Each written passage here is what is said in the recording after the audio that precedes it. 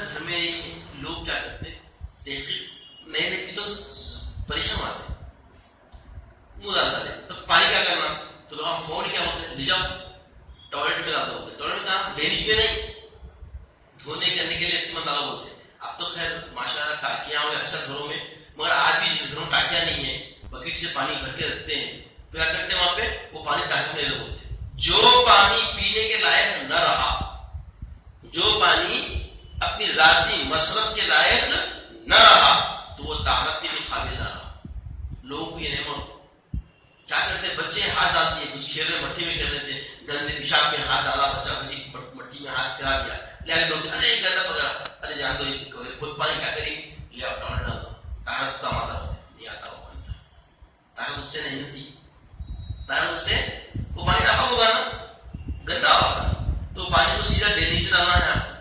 تو یہ بہت ساری ایسی چیزیں ہیں۔ اب جنوبی آدمی ہے، ایک دم ہاتھ ڈال دیا تو پانی ناپاک ہوا، کیا ہوا، پانی وہ ناپاک ہوگا، تو وہ ناپاک پانی کو آپ پھر مستعمل استعمال میں نہیں لے سکتے۔ مستعمل پانی صرف آپ کچھ بھی، ہاں گندگی دھونے کام آتا، گندگی نکالنے کے کام آتا، اور اس کو بھی گندگی نکالنے کے بعد پاک کرنے کے لیے پاک پانی کا استعمال کرنا پڑے گا، ہے نا۔ تو یہ چیزیں ذہن میں رکھنا ہے۔ اب انشاءاللہ اس کے بعد اب تیمم کے مسائل شروع ہوتے ہیں۔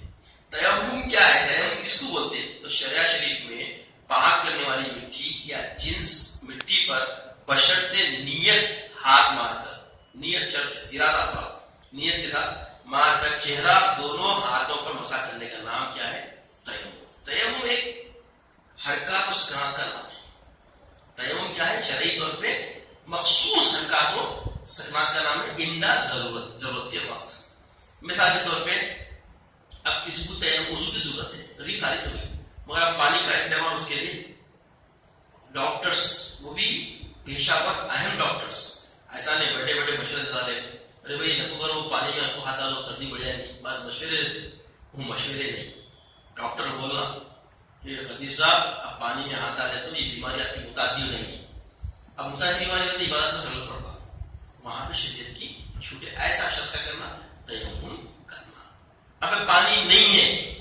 تو پانی لینے کے بھی احکامات ہیں، 1 کلومیٹر تک آپ کو پورا اطلاق میں جانا، پانی نہیں ملنا، ایسی صورت میں آپ کو نماز کا ایک وقت ہے تو آپ فوریہ تیمم کر کے نماز پڑھ سکتے ہیں۔ تو تیمم کے لیے شرط کیا ہے، نیت شرط ہے، اور نیت کے ساتھ ہاتھ مارنا، جو گرد لگنا، اگر کنکرے وکرے رہے تو اس پہ ہاتھ مارے گا آپ مٹی پہ تو تھوڑا ہاتھ سے جھٹک دینا، جھٹکے بعد جو گرد رہ جاتی وہ گرد آپ کو پاک کرنے کے لیے کام۔ تو تیمم کے احکام، تیمم وہ وضو اور غسل کے قائم مقام، جیسے پانی سے وضو کرتے ہیں اور پانی سے غسل کرتے ہیں، تو جیسے غسل کرنے سے آدمی پاک ہوتا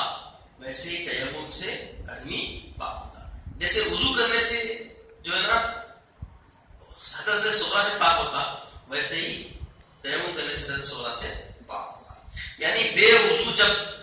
پاک شدہ، جنوب پاک شدہ حائضہ وہ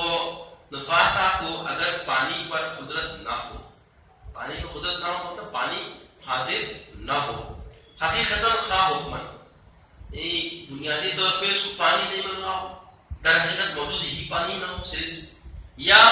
حکمن یہ کہ پانی ہو مگر بیماری وغیرہ، جیسا کہ آپ کے سامنے میں نے کہا کوئی بیماری کی وجہ سے پانی میں ہاتھ نہ آتا، یہ حکمن، اور حقیقت تو پانی ہے کہ نہیں، خیر پڑ گا پانی کا، پانی پینا مشکل ہو گیا، اب تو معافی پانی مل رہا ہے بھائی، پہلے حال میں حیدرآباد میں بہت سارے ایسے وقت گزرا پانی کے لیے مشاکل پیدا ہوتے تھے، کئی گاؤں محلے پانی نکلنے ڈھونڈنے کے واسطے، تو ایسی صورتوں میں تو وہ وضو اور غسل کے بجائے تیمم کرنا جائز ہے، یعنی حکمن ہونا یا حقیقت۔ جن امور میں طہارت شرط نہیں، مثلا بے وضو کا زبانی قرآن مجید پڑھنا، زیارت قبور، دفن میت وغیرہ، ان کے لیے پانی پر قدرت ہوتے ہوئے بھی تیمم جائز ہے، کیونکہ یہ ایسے اوقات ہیں کہ اس میں آپ کو کوئی نقصان نہیں، یعنی شرعی طور پر بس ایسے ناپاک بھی رہے گا، بے وضو بھی رہے تو یہ کام انجام دے سکتے ہیں، آپ قرآن ہے بیٹھے بیٹھے پڑھ لے سکتے، بے وضو بھی آپ قرآن تلاوت کر سکتے ہیں، بے وضو کی بات چل رہی ہے، بے وضو قرآن تلاوت کرنا کر سکتے نہیں کر سکتے، کر سکتے، تو اس صورت میں کہیں کوئی تھوڑا پاک کر کے تیمم کر لیا تو یہ ایسا تیمم ہو جائے گا، اور ایسے زیارت قبور کے لیے گئے، کوئی بزرگوں کی، کوئی بزرگان دین کی زیارت کے لیے گئے، تو وہاں پر جا کر اگر ہم زیارت قبور کر رہے ہیں اور زیارت قبور کے لیے تیمم کرے چلے گئے، وضو کر دیروتی میں چلے گئے، تو وہ بھی جائز ہے۔ اب میت کو دفن کر رہے ہیں، اترنا ہے،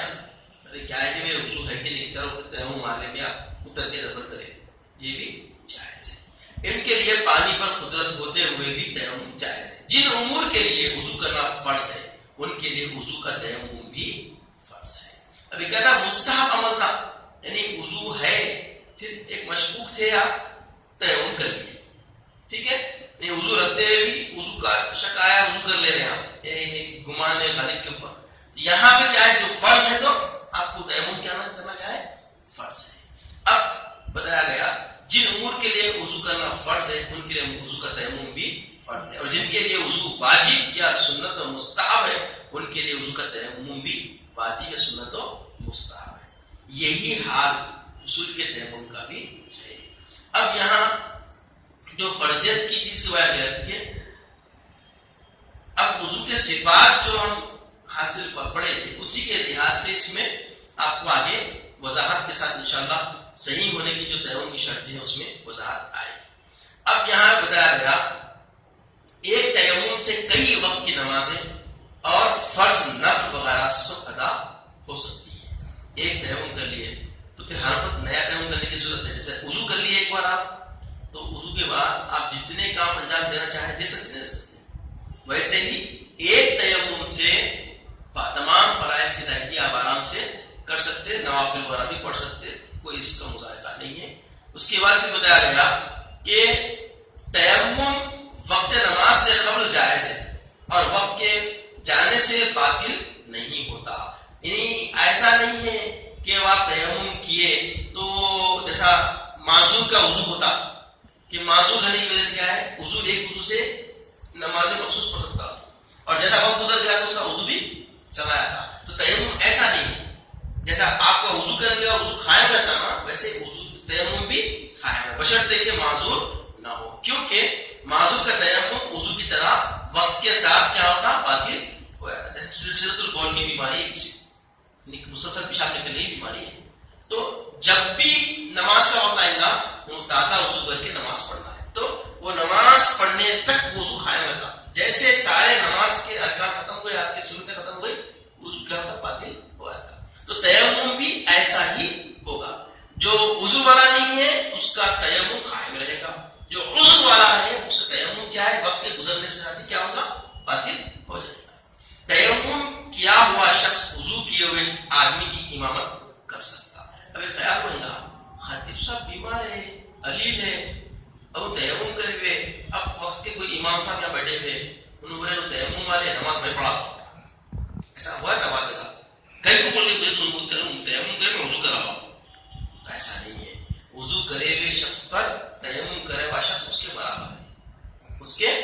برابر ہے، ایسا نہیں کہ تیمم کرنے سے کمتر ہو گیا انہیں وضو کر کے آنے سے اسے آتا ہوگا، نہیں، یہ ضرورتوں کا معاملہ ہے، حکمن یا حقیقتاً کا معاملہ ہے، تو اس اعتبار سے کوئی کسی سبقت نہیں لے جائے گا۔ اب تیمم کے صحیح ہونے کی شرط ہے، تیمم کی 6 شرطیں،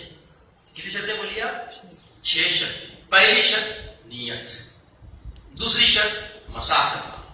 تیسری شرط 3 یا زیادہ انگلیوں سے مسح کرنا، یہ 3 انگلیاں یا زیادہ انگلیوں سے مسح کرنا، مٹی یا جنس مٹی کا ہونا،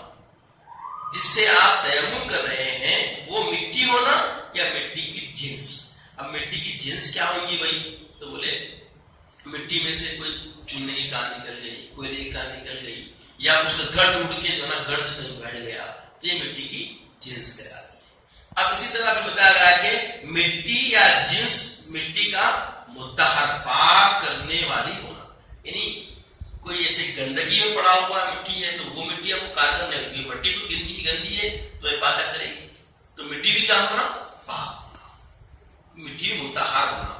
پانی پر قدرت نہ ہونا، اس کے علاوہ حالت اسلام کا ہونا، پہلی بات پانی پر قدرت نہ ہونا، حقیقت پانی میں پایا نہ جانا یا عذر ہونا، یہ ہوگا، اس کے حالت اسلام کا ہونا، تیمم کافر وغیرہ جیسا وضو نہیں کر سکتے، وضو کرے وضو نہیں ہوگا اس کا، ویسے تیمم کا تیمم نہیں اس کے بعد اعضائے تیمم پر معنی مسح کا نہ ہونا، مطلب جو چیزیں جیسا چگڑ لگے ہوا ہے لگایا ہوا ادھر ہاتھ پھیرے بھی اثر نہیں کر سکتا، وضو کو اثر نہیں کرتا، ویسے ہی مٹی میں بھی اثر نہیں کرتا، تو اس کو نکالنا چاہیے. نیل پالش لگا لیے، نیل پالش لگا لیے، یا کوئی پینٹ لگا ہوا ہے تو پہلے وہ پینٹ وہ نیل پالش کو نکالنا دور کرنا ضروری ہے، واجب ہے. اعضائے تیمم پر معنی چیز مسح کا نہ ہونا، اور عورت کے لیے حیض و نفاس کا موقف ہونا بھی شرط ہے. نہیں حیض و نفاس رکھ کے اگر آپ کر رہے تو نہیں، جیسا آپ وضو کر رہے ہیں تو وضو نہیں ہوتا اس کا، مگر کرنے کے عادی رہنا بول کے وضو کرنا ہے ان کو، وہ جیسا اس میں شرائط میں ہم بتا چکے ہیں. اب اس کے بعد بتایا گیا اگر ان میں سے ایک شرط بھی فوت ہو جائے، ابھی تو چھ چیزیں جو بتائی گئی، ان میں سے کوئی چیز فوت ہو جائے تو تیمم نہ ہوگا.